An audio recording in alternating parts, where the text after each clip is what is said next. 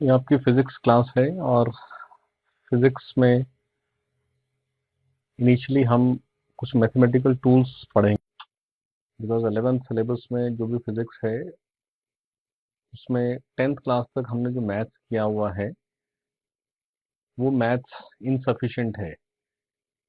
तो कुछ maths additional maths हमें पहले करना है। रूटीन कोर्स में भी हम पहले कुछ क्लासेस मैथ्स करते हैं, तो इस ब्रिज कोर्स में अभी हम मैथमेटिकल टूल्स कुछ समझेंगे। और फर्स्ट ऑफ ऑल आपने 10th में या 9th में भी शायद जो ट्रिग्नोमेट्री पढ़ी है उस ट्रिग्नोमेट्री में कुछ एडिशनल बातें हैं जो हमें समझनी है। फर्स्ट ऑफ ऑल जो आपने पढ़ा है मैं थोड़ा सा उसको रिकॉल करवा देता हूँ। हम 10th क्लास तक इतनी बेसिक से एक बात पढ़ते हैं कि एक राइट एंगल ट्राइंगल जिसमें ये side you call it as hypotenuse. तो इसमें सपोज मैं ये angle between these two lines को डिनोट करता हूँ थीटा। तो ये साइड हाइपोटेन्यूज को छोड़ करके जो रिमेनिंग टू साइड्स हैं उसमें एक साइड थीटा के ऑपोजिट है और एक साइड थीटा के एडजेसेंट है। तो इस एडजेसेंट साइड को हम बेस और अपोजिट साइड को हम परपेंडिकुलर ऐसा बोलते हैं। यानी अगर ये एंगल ये लिया होता तो ये अपोजिट होता और ये एडजेसेंट होता, उस केस में ये परपेंडिकुलर और इसको बेस बोलते। सो थीटा विल डिसाइड कि कौन सी साइड परपेंडिकुलर है कौन सी साइड बेस है। And after defining p b h आपने ऐसा पढ़ा है कि p this side upon h ये जो रेशियो है नोन एज साइन थीटा। ऐसे ही base upon h it is cos theta. दो basic trigonometric ratio sine and cos. और sine theta by cos theta tan theta है जिससे tan theta p upon b हो जाता है। और इन तीनों साइन कॉस टैन के reciprocals 1 upon sine theta is known as cosec theta, 1 upon cos theta known as sec theta, 1 upon tan theta known as cot theta। ये basic कुछ definition जो आपने 10th तक पढ़ी हुई हैं। और इसी के साथ साथ क्योंकि एक राइट एंगल ट्राइंगल में Pythagoras theorem is valid which is p square plus b square equal to h square. तो इस थ्योरम से हम देखो h स्क्वायर नीचे ले जाएं तो p square by h square plus b square by h square आता है 1। अब p अपॉन h तो साइन थीटा है, b upon h cos theta है। तो यहां से ट्रिग्नोमेट्री की बहुत basic identity that sine square theta plus cos square theta is equal to 1। ये बहुत आसान सी सब बातें ऑलरेडी आपने सब पढ़ा हुआ है। और इसके साथ साथ इसमें जैसा कि इस पूरी इक्वेशन को साइन स्क्वायर थीटा से डिवाइड कर दें तो ये sine square theta upon sine square theta, ये cos square theta upon sine square theta और ये 1 अपॉन साइन स्क्वायर थीटा। तो ये 1 plus cot square theta it is cosec square theta.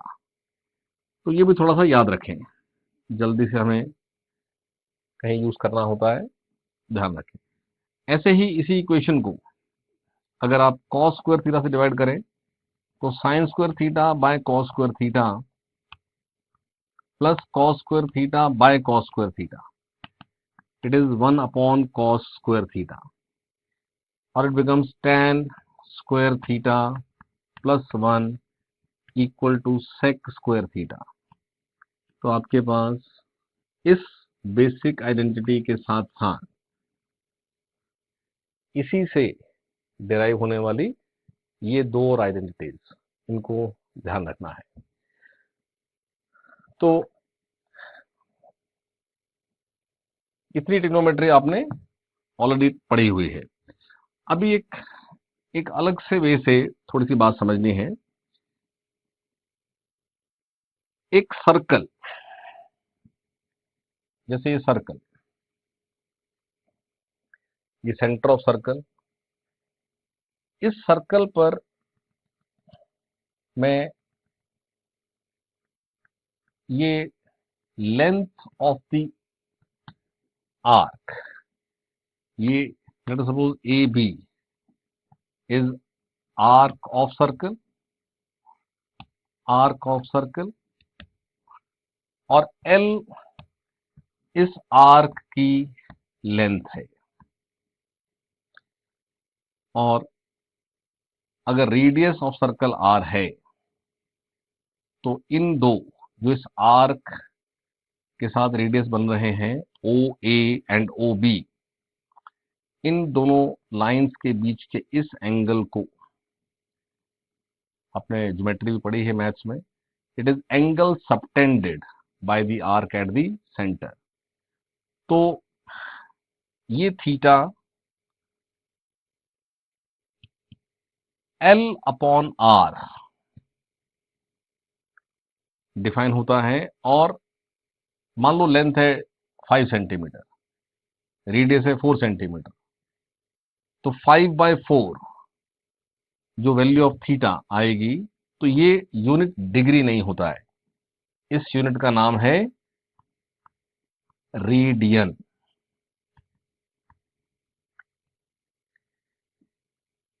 यानी एंगल का एक यूनिट आपने पढ़ा हुआ है डिग्री, अभी आप एक नया यूनिट समझें, रेडियन। रेडियन हम इसको बस RAD ऐसा लिखते रहते हैं, लेकिन L अपॉन R जब भी ये एंगल डिफाइन होगा उसमें ध्यान रखना है कि L और R के यूनिट सेम हो। यानी अगर L सेंटीमीटर में है तो R भी सेंटीमीटर में होना है। यानी अगर अगर L 5 सेंटीमीटर है, R 3 सेंटीमीटर है, तो ये जो थीटा है इसकी वैल्यू 5/3 रेडियन होगी। ये एक और डेफिनेशन। और जैसे एक राइट एंगल ट्राइंगल में जो ये दो एंगल्स हम लेते हैं रेशियोज के लिए, ये एंगल्स ना एक्यूट ही होंगे, यानी वैल्यू ऑफ थीटा जो है लेस देन 90 ही होगी। बट सर्कल में ये एंगल सबटेंडेड, ये आर्क की लेंथ हम बड़ी करते जाएं तो एंगल की वैल्यू 90 से ज्यादा भी पॉसिबल है यहां पर। तो खैर ये मैक्सिमम क्या हो सकता है, मैक्सिमम आप पूरी लेंथ कवर करें, यानी कि 2πr, circumference of circle is 2πr। या एक और सिंपल सा केस, सपोज आप 1/4 ऑफ सर्कल ले लीजिए। यहां से मैं दो म्यूचुअली परपेंडिकुलर ऐसी अगर लाइंस ड्रॉ दूं, तो ये जो लेंथ है, ये लेंथ 1/4 ऑफ सर्कल है। और सर्कल का सर्कमफ्रेंस 2πr, सर्कल का सर्कमफ्रेंस 2πr, तो ये लेंथ उस 2πr का 1/4 है। और जो पाई है वो 22/7, that is known to you. और इस लेंथ का ये एंगल सबटेंडेड है 90 डिग्री, क्योंकि ये दोनों म्यूचुअली परपेंडिकुलर लाइन। यानी अगर रेडियस r है तो ये थीटा इन डिग्रीज तो 90 है, बट इन रेडियन क्या होगा, तो थीटा इस केस में इन रेडियन जो है वो L अपॉन R, और L अपॉन R यहां से है 2π/4। 2 pi by 4 means pi by 2। अब यहाँ पाई पुट कर दे तो ये 11/7, बट जनरली हम पाई ही लिखते रहते हैं, कहीं एंड में नीड होती है तो पाई की वैल्यू पुट होती है, अदरवाइज हम पाई की टर्म्स में ही एंगल बोलते रहते हैं। तो यहां से ध्यान रखें आप कि ये पाई बाय 2 रेडियन कितने डिग्री है, 90 डिग्री है। तो इसकी हेल्प से एक रिलेशन याद रखेंगे कि 90 डिग्री हमेशा पाई बाय 2 रेडियन है, यानी 1 डिग्री, ये बात याद रखें कि 1 डिग्री पाई बाय 2 रेडियन है। देखो 10th क्लास तक ज्योमेट्री हो, ट्रिग्नोमेट्री हो, एंगल्स हमने डिग्री में ही स्टडी किए हैं, बट 11th 12th में most commonly use unit is radian. तो डिग्री से हमें रेडियन का कन्वर्जन बहुत जल्दी आना चाहिए, तो रिजल्ट याद रखें कि 1 degree is pi by 180 radian. Pi क्या है, पाई इज 22/7। तो जैसे इस रिजल्ट के बेसिस पर अगर जैसे कॉमनली एंगल है आपके पास 30 degree, 30 degree is how many radian, so 30 degree is 1 degree is pi by 180, so 30 into pi by 180 और it is pi bye 6 radian. ऐसे ही 45 डिग्री कॉमन है आपके पास, तो 45 into pi by 180 it gives you pi by 4 radian. ऐसे ही 60 degree जो है वो 60 into pi by 180 और पाई बाय 3 रेडियन।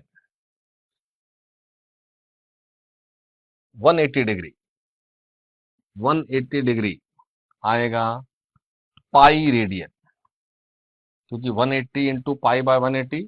ऐसे ही 360 डिग्री ये बन जाएगा 2 पाई रेडियन। तो कॉमनली जैसे ये एंगल्स हम यूज करते रहते हैं डिग्रीज में, ऐसे रेडियंस में यूज होते रहेंगे। थोड़ा जल्दी से याद रखें कि पाई बाय 6, जैसे आपको रेशियोज पता है, साइन 30 इज 1/2, तो कॉमनली भी आएगा what is sine pi by 6, sine pi by 6 1/2, what is cos pi by 6 √3/2। यानी रेडियन में एंगल्स कॉमनली यूज होंगे, तो ये आप थोड़ा सा याद रखें। और नहीं तो जैसी नीड है तो रिलेशन है 1 डिग्री पाई बाय 180 रेडियन, उसको यूज कर लीजिए।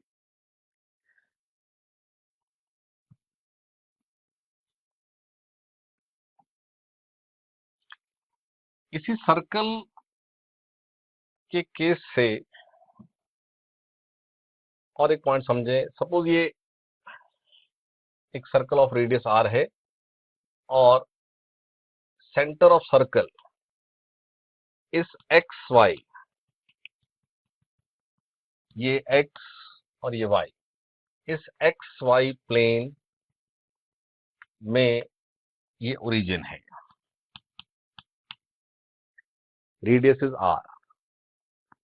तो इस सर्कल में एक, जैसे ट्रिग्नोमेट्री में आपके पास स्टैंडर्ड कुछ कन्वेंशन है कि परपेंडिकुलर किसको बोलना, बेस किसको बोलना, ऐसे थोड़ा सर्कल समझे बात को आप। हम ये पॉइंट अगर इसको बोले स्टार्टिंग पॉइंट, तो इस स्टार्टिंग पॉइंट से सर्कल पर अलोंग द सर्कल हम एंटी क्लॉकवाइज चल सकते हैं या क्लॉकवाइज चल सकते हैं। एंटी क्लॉकवाइज चलते हुए मान लो मैं इस पॉइंट तक पहुंचता हूं, तो मैथ्स में इसको बोल दिया टर्मिनल पॉइंट। तो टर्मिनल पॉइंट एंटी क्लॉकवाइज चल के आया, तो ये एंगल, तो एंटी क्लॉकवाइज अगर ये एंगल मेजर होना है तो इसको पॉजिटिव डिनोट करते हैं, और अगर क्लॉकवाइज ये एंगल मेजर हुआ तो इसको इसको नेगेटिव एंगल बोलते हैं। मींस ये अगर थीटा है तो ये माइनस थीटा है, यानी एंटी क्लॉकवाइज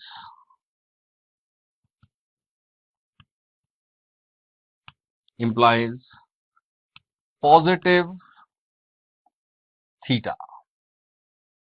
वैल्यू कुछ भी हो सकती है, π/3 π/6, बट साइन डिनोट होगा पॉजिटिव। और अगर क्लॉकवाइज इस तरह से एंगल, ये स्टार्टिंग पॉइंट ये लिया हुआ, तो एंटी क्लॉकवाइज तो पॉजिटिव और क्लॉकवाइज तो नेगेटिव, ये कन्वेंशन है। तो एक ये बात समझ के रखनी है। अब इस तरह के एक्स वाई प्लेन की हेल्प से ये कोई भी पॉइंट के एक्स वाई कोऑर्डिनेट होंगे। जैसे यहां स्टार्टिंग पॉइंट के कोऑर्डिनेट्स क्या है, तो वो है r0, और ये जो भी पॉइंट शो किया हुआ, सपोज ये पॉइंट ए है, तो इस ए पॉइंट के कोऑर्डिनेट्स है एक्स वाई। तो आपके पास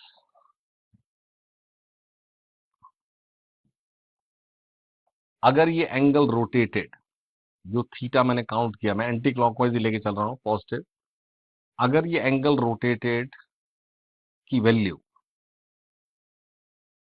0 और 90 के बीच में है, तो पॉइंट फर्स्ट क्वाड्रेंट में होगा।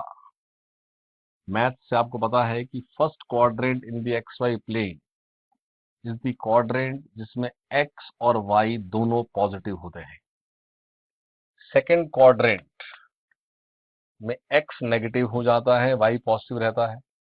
थर्ड क्वाड्रेंट में एक्स भी नेगेटिव होता है, वाई भी नेगेटिव होता है।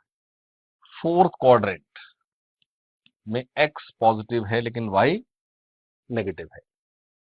तो अगर यहां स्टार्टिंग पॉइंट से चलकर एंगल रोटेटेड 90 डिग्री से कम है, तो आपका टर्मिनल पॉइंट फर्स्ट क्वाड्रेंट में होगा। अगर एंगल रोटेटेड 90 से ज्यादा है बट 180 से कम है, लाइक दिस, ये एंगल, तो ये पॉइंट सेकेंड क्वाड्रेंट में होगा। ऐसे ही एंगल रोटेटेड 180 से ज्यादा है लेकिन 270 डिग्री से कम है, तो ये थर्ड क्वाड्रेंट में होगा। ऐसे ही ये भी पॉसिबल है कि एंगल रोटेटेड 270 डिग्री से ज्यादा है लेकिन 360 डिग्री से कम है, तो आपका पॉइंट, टर्मिनल पॉइंट लाई करेगा फोर्थ क्वाड्रेंट में। तो बहुत आसान सी सब बातें हैं कि अगर value of this theta rotated, हम एंटी क्लॉकवाइज जो पॉजिटिव केस है उसी केस को यहां डिस्कस कर रहे हैं, तो अगर वो एंगल रोटेटेड, ये बात जल्दी से याद रखेंगे कि अगर वो थीटा लेस देन 90 डिग्री है, का मतलब होता है लेस देन π/2 रेडियन है, देन टर्मिनल पॉइंट, मैं टर्मिनल पॉइंट को टी डिनोट कर रहा हूं, T means terminal point, then T lies in first quadrant.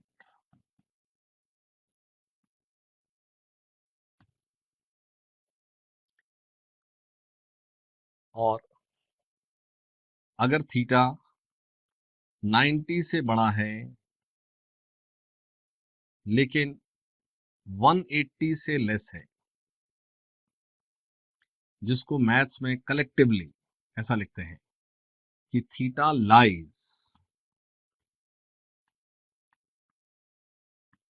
Between 90 degree and 180 degree, तो terminal point T is in second quadrant. Similarly अगर theta greater than 180 है, less than 270 है, it is third quadrant. Theta more than 270 है, less then 360 है, तो ये fourth quadrant. ये थोड़ी सी बात जल्दी से ध्यान रखेंगे, which is very easy to understand, क्योंकि ये आपके पास 90 पूरा जाएंगे तो 180, फिर ये 270 और ये 360। तो यहां से सारी बात को एक बार समराइज कर लें।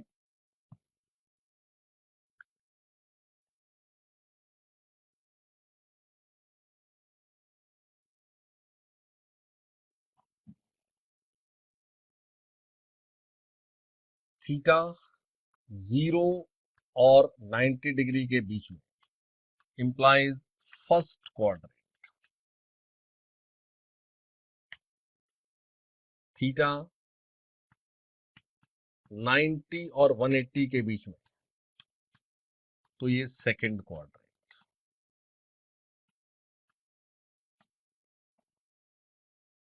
थीटा 180 और 270 के बीच में, तो ये थर्ड क्वाड्रेंट। और थीटा 270 और 360 के बीच में, तो उसका मतलब है फोर्थ क्वाड्रेंट। ये इंफॉर्मेशन जल्दी से ध्यान रखें और उसका क्या मीनिंग है मैंने पहले समझाया, वो बात समझ के रखेंगे। नेक्स्ट इसमें एक पॉइंट कि जब हम इसको एक सर्कल का केस जो मैंने पहले बनाया था, जिसमें ये एक्स वाई प्लेन है और इस एक्स वाई प्लेन में ये ओरिजिन, तो इस सर्कल पर लाई होने वाला कोई भी पॉइंट, उसके जो भी एक्स और वाई कोऑर्डिनेट होंगे, कहीं वो प्लस होगा कहीं माइनस होगा, वो जो भी होगा, बट इस सर्कल पर अगर रेडियस ऑफ सर्कल आर है, रेडियस इज आर, तो इस सर्कल पर कहीं भी टर्मिनल पॉइंट लिया जाए किसी भी क्वाड्रेंट में, उस टर्मिनल पॉइंट, ये स्टार्टिंग पॉइंट है। ये बेसिक बात जो मैंने एज कन्वेंशन आपको समझाई वो हमेशा ध्यान रखनी है। और स्टार्टिंग पॉइंट और यहां से मान लो पॉइंट यहां है, तो एंगल रोटेटेड डिसाइड हो जाएगा एंटी क्लॉकवाइज। पॉइंट यहां है तो एंटी क्लॉकवाइज डिसाइड हो जाएगा। यानी किसी भी टर्मिनल पॉइंट का इस स्टार्टिंग पॉइंट से एंटी क्लॉकवाइज एंगल रोटेटेड अगर थीटा है, तो if the point on circle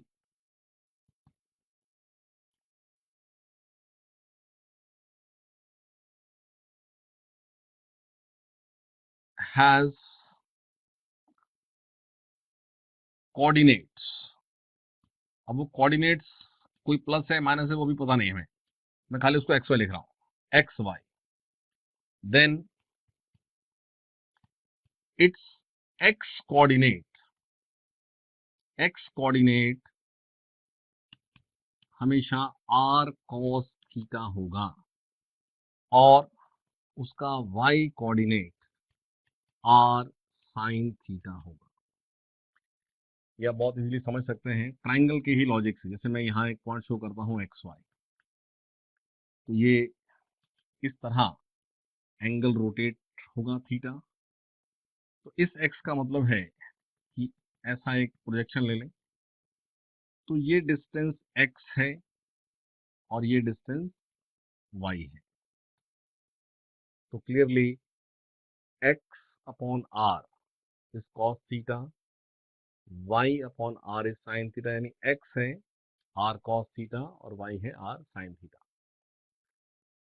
लेकिन समझने की बात यह है यहाँ पर, ये तो बहुत इजीली समझ में आ रहा है, मान लो पॉइंट सेकंड क्वाड्रेंट में है, तो सेकंड क्वाड्रेंट में जो भी उसके एक्स वाई की वैल्यू होगी, वो साइन माइनस है प्लस है वो देख लेंगे, और उसका जो एंगल रोटेटेड होगा उसकी वैल्यू 90 से ज्यादा है, मे बी 120 में 130, तो आपके पास जो भी वो वैल्यू है, मान लो 120 डिग्री है, तो उसका एक्स कोऑर्डिनेट विथ साइन लेकर के, मान लो एक्स है -2, तो -2 will be equal to r cos of that angle, जिसकी वैल्यू 90 और 180 के बीच में है। यानी आप ये पॉइंट है सपोज, जिसमें कोई -x होगा और पॉजिटिव y होगा, तो यहां यहीं से काउंट होना, ये पहला केस मैंने शो किया, अभी इसको हटा देते हैं, अंडरस्टैंडिंग ठीक से हो। अब मैं सेकंड एक एग्जांपल ले रहा हूं जिसमें आपके पास ये पॉइंट है। अब ये पूरा एंगल जिसकी वैल्यू 90 से ज्यादा है, 180 से कम है, ये पूरा एंगल कुछ थीटा है, may be 120 degree, may be 100 degree, may be 130 degree.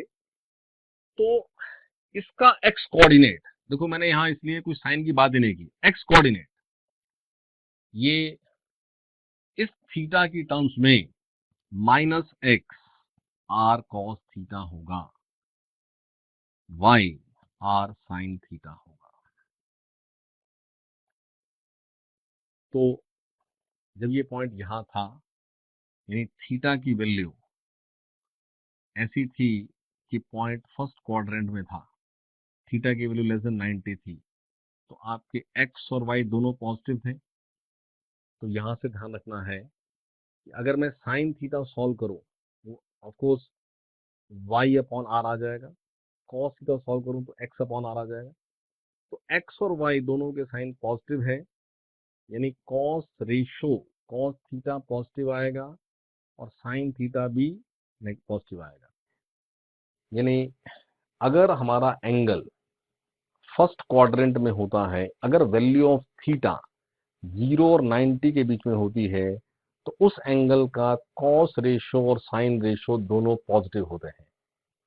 लेकिन अगर value of angle more than 90 और लेस देन 180 है, लाइक दिस, तो उस एंगल का कॉस रेशो नेगेटिव आता है, उस एंगल का साइन रेशो पॉजिटिव आता है। यानी अगर एंगल सेकंड क्वाड्रेंट में लाई करता है, तो उस एंगल की कॉस रेशो नेगेटिव आएगी और साइन रेशो पॉजिटिव आएगी। और इसी तरह से अगर पॉइंट यहां है, तो यहां एक्स भी नेगेटिव है और वाई भी नेगेटिव है। यानी अगर एंगल थर्ड क्वाड्रेंट में है, लाइक दिस, तो आपके पास उस एंगल का कॉस रेशियो भी नेगेटिव आएगा और उस एंगल का साइन रेशियो भी नेगेटिव आएगा, क्योंकि minus x, x coordinate is minus x, और ये एंगल थीटा है।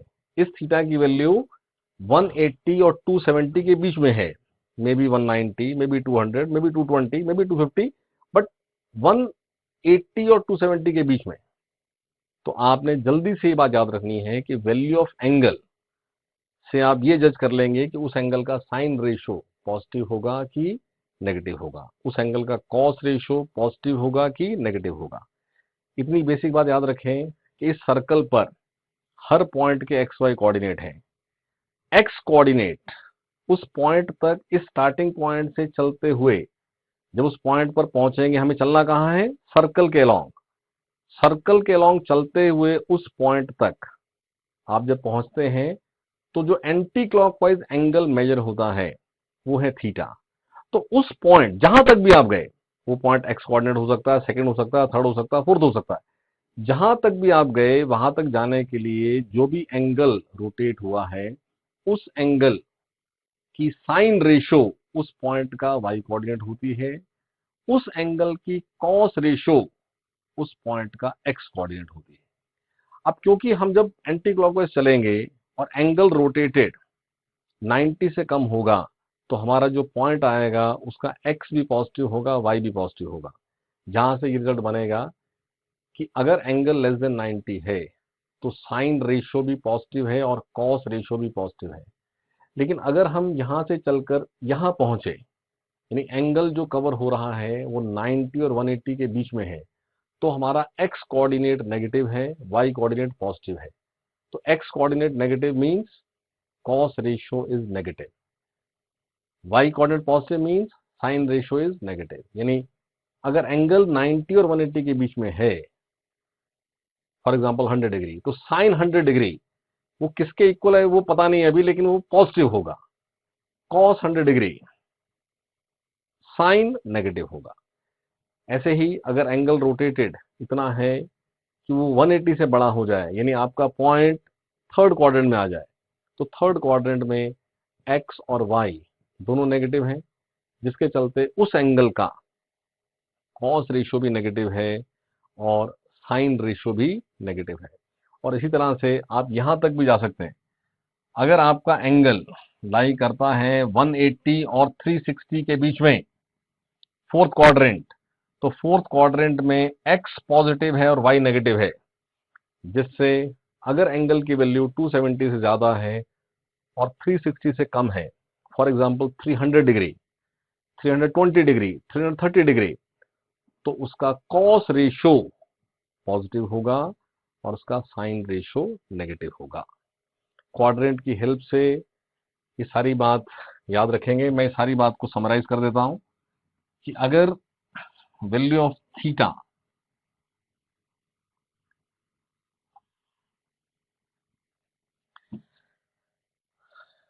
if theta lies between 0 and 90 degree, then both sine and cos ratios are positive. अब देखो, साइन कॉस बेसिक रेशियोज हैं। इन रेशियो से ही टैन बन जाता है, इनसे ही कोसेक बन जाता है, सेक बन जाता है, कॉट बन जाता है। तो अगर साइन कॉस पॉजिटिव होंगे तो सभी रेशियोज पॉजिटिव होंगी। यानी इसका ये भी एक मीनिंग कि ऑल रेशियोज आर पॉजिटिव। क्या मीनिंग इस बात का? जैसे साइन 60 हो, कॉस 60 हो, टैन 60 हो, कोई भी सेक 60 हो, कोसेक 60 हो, कुछ भी हो, तो आपके पास कॉट हो।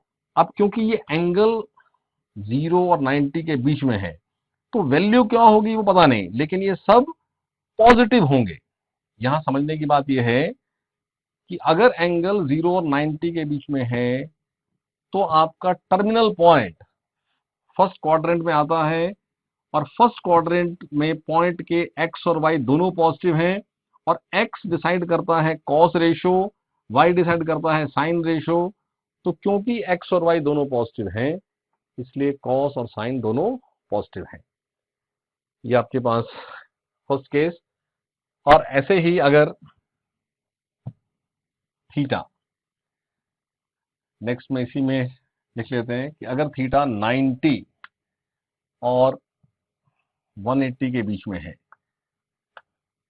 मीन सेकेंड क्वाड्रेंट, तो सेकेंड क्वाड्रेंट में आपके पास x नेगेटिव है और y पॉजिटिव है, तो यहां आपके पास sine ratio is positive but cos ratio is negative, जिससे कोसेक तो पॉजिटिव होगा बट सेक नेगेटिव होगा, साइन अपॉन कॉस टैन भी नेगेटिव होगा, कॉट भी नेगेटिव होगा। यानी यहां पर अगर हर रेशियो की बात करें तो tan is negative, cot is negative, sec is negative, only sine and cosec are positive. क्या मीनिंग है सारी बात का? कि जैसे मान लो मुझे साइन 120 डिग्री बताना है, तो मुझे एंगल चेक करना है। ये एंगल अगर 90 180 के बीच में है तो साइन रेशो, साइन 120 की वैल्यू क्या है वो मुझे नहीं पता है, लेकिन ये साइन 120 पॉजिटिव होगा, कॉस 120 ये नेगेटिव होगा। ये बात यहां समझनी है और याद रखनी है। और ऐसे ही अगर एंगल 180 और 270 के बीच में हो, तो आपने पहुंचना है थर्ड क्वाड्रेंट में। थर्ड क्वाड्रेंट में एक्स नेगेटिव है, वाई भी नेगेटिव है, इसलिए साइन रेशो भी नेगेटिव है और कॉस रेशो भी नेगेटिव है, जिसके चलते अगर हम टैन की बात करें तो टैन रेशो पॉजिटिव हो जाएगी, कॉट रेशो पॉजिटिव हो जाएगी। यानी टैन ऑफ 200 डिग्री, अब 200 लाई करता है 180 270 के बीच में, तो टैन 200 डिग्री का आंसर पॉजिटिव आएगा, बट साइन 200 नेगेटिव, कॉस 200 भी नेगेटिव। तो थर्ड क्वाड्रेंट में दोनों साइन कॉस रेशो नेगेटिव है। और ऐसे ही नेक्स्ट, अगर एंगल लाई करता है बिटवीन 270 एंड 360, तो कहाँ पहुंचेंगे हम? फोर्थ क्वाड्रेंट में। और फोर्थ क्वाड्रेंट में आपके पास एक्स पॉजिटिव है और वाई नेगेटिव है। इट मीन्स साइन तो नेगेटिव होगा लेकिन कॉस रेशियो पॉजिटिव होगा। X coordinate defines cos ratio, y sine ratio.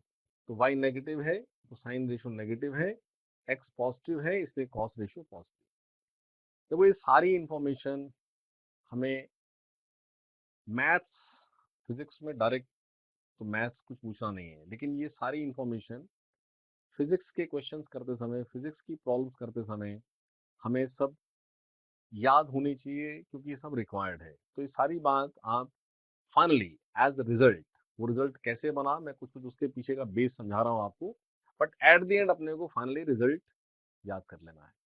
जितनी भी बातें हम यहाँ डिस्कस कर रहे हैं ये सब आपको एक नोट्स की फॉर्म में साथ साथ लोड किया हुआ है, जिसको आप डाउनलोड कर लीजिए और डाउनलोड करके उसको आप प्रॉपर दोबारा से पढ़ लीजिएगा। लेकिन उसमें सब रिजल्ट्स जो एट द एंड हैं वो हमें याद रखने हैं, तो उसको थोड़ा बार बार रिवाइज करेंगे ताकि वो याद हो जाए। और नेक्स्ट एक छोटी सी बात, फिर वापस ये सर्कल बनाते हैं। ये आपके पास x और ये y, जैसे हम एंगल तो लेस देन 90 रखें बट पॉजिटिव, तो हम फर्स्ट क्वाड्रेंट में हमारा टर्मिनल पॉइंट होगा, ये पॉजिटिव थीटा है। लेकिन अगर हम क्लॉकवाइज चलते और एंगल की वैल्यू लेस देन 90 ले दें तो हम यहां होते, और ये हमारा इस तरह से फोर्थ क्वाड्रेंट होता। यहां पर पॉजिटिव x और पॉजिटिव y है, और यहां पर पॉजिटिव x लेकिन नेगेटिव y है। यानी ये प्लस x जो है ये r cos थीटा है, theta plus theta is theta, लेकिन यहां पर plus x he r cos of minus theta है। अब ये दोनों सेम है, तो यहां से आपके पास रिजल्ट है कि cos of minus theta is always cos theta. यानी कहीं मान लो रिक्वायरमेंट है cos of minus 60 degree find out करने की, तो cos ऑफ माइनस 60 को हम लिख लेंगे cos 60, cos 60 1/2, तो cos ऑफ माइनस 60 का वैल्यू आ जाएगा 1/2। बट इसी तरह से plus y is r sine theta, लेकिन यहां पर minus y is r sine of minus theta. तो ये y यहां पुट कर दें तो आपके पास माइनस साइन थीटा आता है साइन ऑफ माइनस थीटा। यानी अगर साइन ऑफ माइनस 60 सॉल्व करना है तो साइन ऑफ माइनस 60 को लिखेंगे माइनस साइन 60, और उसका आंसर आ जाएगा -√3/2। तो यहां से ये दो बातें भी याद रखनी है कि cos of minus theta is cos theta, but sine of minus theta क्या है? Minus sine theta.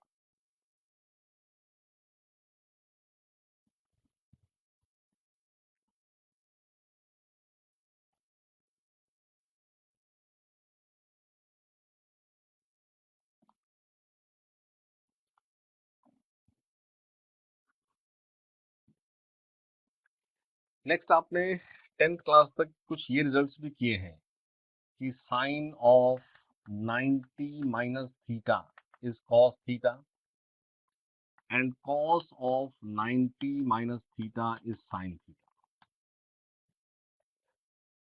ये बात आपने 10th में पढ़ी हुई है और इसको एज रिजल्ट याद कर लिया हुआ। लेकिन थोड़ा सा समझें, जो सारी बात अभी हमने डिस्कस की है उसको लेते हुए जरा बात समझें।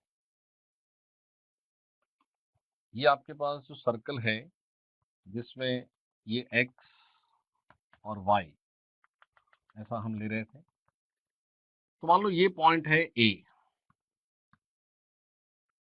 और इसके कोऑर्डिनेट्स हैं x y और इसका ये एंगल थीटा है। तो जो ये लेंथ ऑफ आर्क है उतनी ही लेंथ ऑफ आर्क यहां ले लें, यानी एक पॉइंट ले लेते हैं कोई B, तो आपके पास ये एंगल भी सेम थीटा होगा।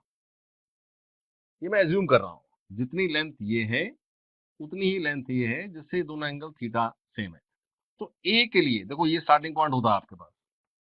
ए के लिए इस स्टार्टिंग पॉइंट से यहां तक एंगल कितना, एंटी क्लॉकवाइज रोटेट हुआ थीटा, और बी तक के लिए ये एंगल बनेगा। अब ये टोटल एंगल 90 था, तो बी के अगर coordinates x dash y dash हैं, तो बी के लिए ये एंगल है 90 माइनस थीटा। तो आपके पास एक्स है आर कॉस थीटा, वाई है आर साइन थीटा, लेकिन एक्स डैश है r cos 90 minus theta. X coordinate में हमेशा कॉस रेशियो ऑफ एंगल होना है। अब ये एंगल 90 माइनस थीटा है, इसलिए कॉस 90 माइनस थीटा, और वाई डैश जो है वो है r sine of 90 minus theta. अब यहां से आप अगर समझें तो इस ए से यहां एक परपेंडिकुलर ड्रॉ कर दें। ये सेंटर था O, ये ओ ए, लेट अस से द पॉइंट इज C, और ऐसे ही यहां परपेंडिकुलर कर दें and this point is D। तो आप चेक करें तो ट्राइंगल ओ ए सी जो है वो कॉन्ग्रुएंट है with triangle O B D. आप कॉन्ग्रुएंस ऑफ ट्राइंगल समझते हैं, ज्योमेट्री में से पढ़ा है आपने। ये O B, O D B में ये 90 डिग्री है, ये थीटा है, और ये साइड है रेडियस ओ बी। ओ ए सी में एक साइड रेडियस है और एंगल थीटा है, ये 90 है। तो आपके पास दो ट्राइंगल्स में दो एंगल्स इक्वल हो जाएं, एक साइड इक्वल हो जाए, तो आपके पास कॉन्ग्रुएंस प्रूव हो जाता है। और कॉन्ग्रुएंस प्रूव होने का मतलब कि यहाँ पर ओ ओ ए सी और ओ बी डी में, क्योंकि आप लिख रहे हैं कि आपके पास ओ बी और ओ ए इक्वल है, तो कॉरस्पॉन्डिंग साइड्स, यानी आपके पास यहाँ ओ सी इक्वल टू क्या हो जाएगा, O D, as O triangles are congruent, तो आपके पास ओ सी किसके इक्वल हो गया, ओ डी के, और साथ में ए सी किसके इक्वल हो गया, बी डी के। लेकिन ओ सी तो एक्स है और ओ डी वाई डैश है। ये एक्स क्या है, ये x distance, it is O C. Y क्या है, ए सी। ये एक्स डैश क्या है, ये है बी डी, और वाई डैश क्या है, ये है ओ डी। तो यहां से आप देखें O C is equal to O D. तो ओ सी और ओ डी यानी क्या लिखना, r cos theta equal to r sine 90 minus theta. ये मैं इसको 1 नाम दे रहा हूं। सो फ्रॉम 1 आपके पास ओ सी है आर कॉस थीटा यहां से, और ओ डी क्या है, आर साइन 90 माइनस थीटा। तो यहां से आप ये समझेंगे कि आपने 10th में जो ये रिजल्ट किया कि sine 90 minus theta is cos theta, ये लिखने का लॉजिक क्या है। देखो ऐसे तो रिजल्ट याद है, इस लॉजिक को जब 10th में डिस्कस नहीं किया तो अभी डिस्कस करने की भी क्या जरूरत है। हमें फिजिक्स में लॉजिक की कहीं भी पड़ती भी नहीं है, लेकिन मुझे इसके साथ कुछ और चीज़ें भी अभी यहाँ क्लियर करनी है, समझानी है। तो इफ़ लॉजिक इज़ क्लियर तो आपको फाइनल जो रिजल्ट होता है वो याद करना आसान होता है। इसलिए मैं जो आपने ऑलरेडी 10th में पढ़ा है उसका भी लॉजिक क्या है मैंने आपको एक्सप्लेन किया। अब ये लॉजिक अगर समझ में आ गया तो मुझे आगे जो बात समझानी है वो आप इजीली समझ पाओगे। अब ये इक्वेशन 2 जो है, equation 2 AC equal to BD. So from equation 2 AC is R sin theta, so R sin theta equal to BD, what is BD? It is R cos 90 minus theta. तो R से R cancel हो गया तो आपके पास cos 90 minus theta is equal to sin theta. ये जो results आपने 10th में किए हुए हैं वो रिजल्ट्स का ये एक्सप्लेनेशन आप समझ लें। आई थिंक क्लियर है सारी बात। ये सब बात आपको राइटिंग में नोट्स में मिल रही है तो वहां दोबारा भी आप देख लीजिएगा। अब ये बात समझ लेने के बाद अब नेक्स्ट एक पॉइंट समझें, जो नेक्स्ट एक रिजल्ट पे जाना है वो ये कि इसी सर्कल में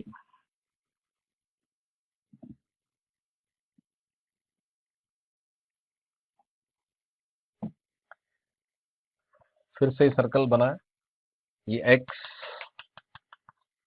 और ये वाई, ये पॉइंट ले लिया ए और ये स्टार्टिंग पॉइंट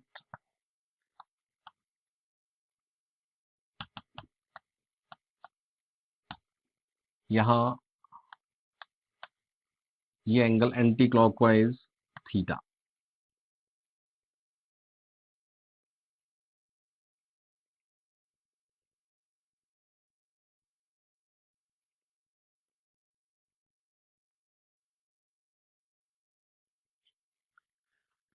इस केस में एक पॉइंट यहां लिया है ये थीटा और इतना ही थीटा यहां ले लिया, जिससे पॉइंट बी के लिए स्टार्टिंग पॉइंट से ये पूरा एंगल काउंट करें यहां तक तो ये आता है 90 प्लस थीटा। तो x और y जो a के लिए है ऐसे ही जो b के लिए, यानी x for a is what r cos theta, y for a is r sin theta. लेकिन x for b it is r cos 90 plus theta and y for b is r sin 90 plus theta। हम ये सारी बात पहले समझ चुके हैं कि जो भी पॉइंट के कोऑर्डिनेट्स होते हैं उस पॉइंट तक, इस स्टार्टिंग पॉइंट से एंटी क्लॉकवाइज जो भी एंगल यहाँ कवर होता है दैट एंगल का कॉस रेशियो उस पॉइंट का एक्स कोऑर्डिनेट, उस एंगल का साइन रेशियो उसका वाई कोऑर्डिनेट। अब फिर से जैसे पहले समझा हमने, यहां एक परपेंडिकुलर और ऐसे ही यहां एक परपेंडिकुलर, ओ ए सी ओ बी डी।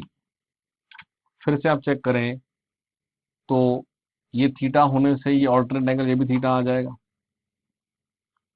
तो फिर से ट्राइंगल, ये दोनों ट्राइंगल्स कॉन्ग्रुएंट हैं और ओ सी इक्वल टू क्या बनेगा डी बी, और ऐसे ही ए सी क्या बनेगा O D. Congruence of triangle से आपके पास ओ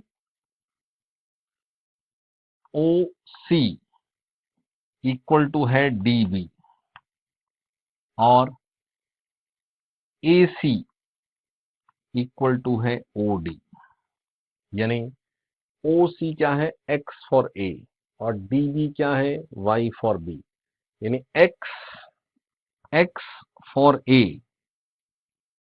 is equal to y for B.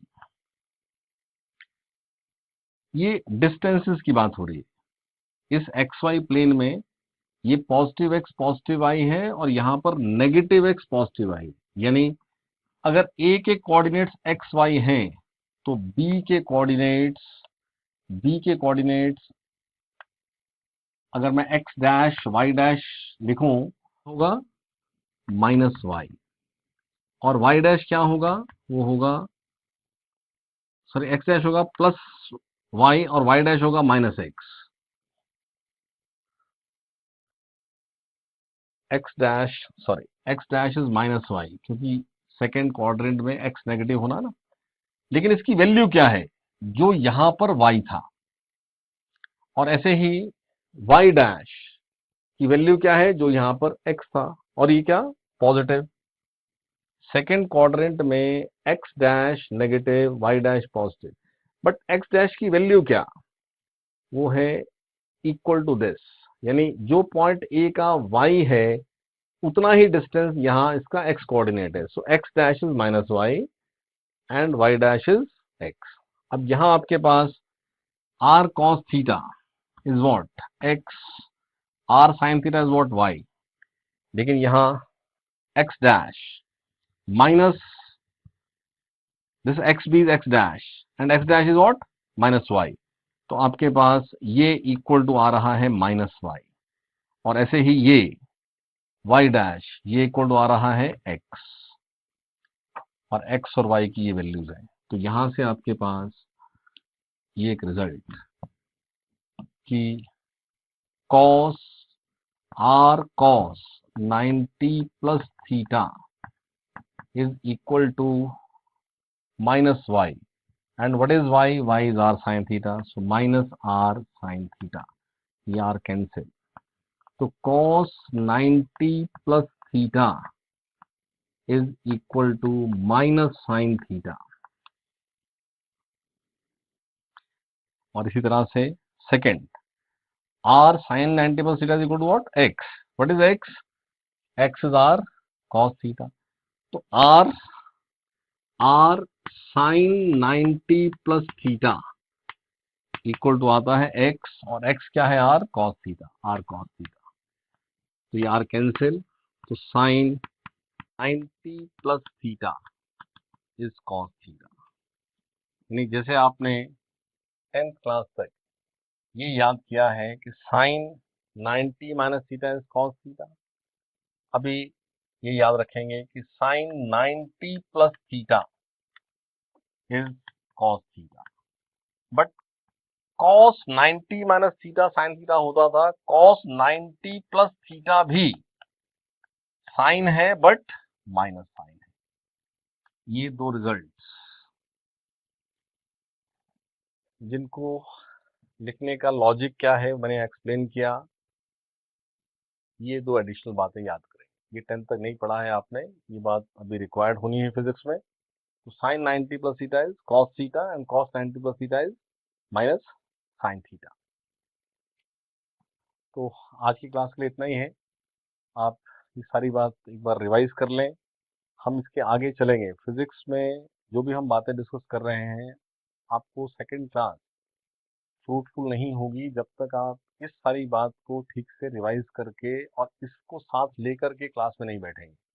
So be very very careful कि हर क्लास जो है उसको आप साथ साथ पढ़ें, ताकि नेक्स्ट क्लास की बात समझ में आए। अगर कोई भी क्लास मिस हो जाएगी तो अगली क्लास समझ में नहीं आएगी, और फिर शुरू से कोई दोबारा से समझाएगा तो ही समझ में आएगा। थोड़ा ध्यान रखें इस बात का।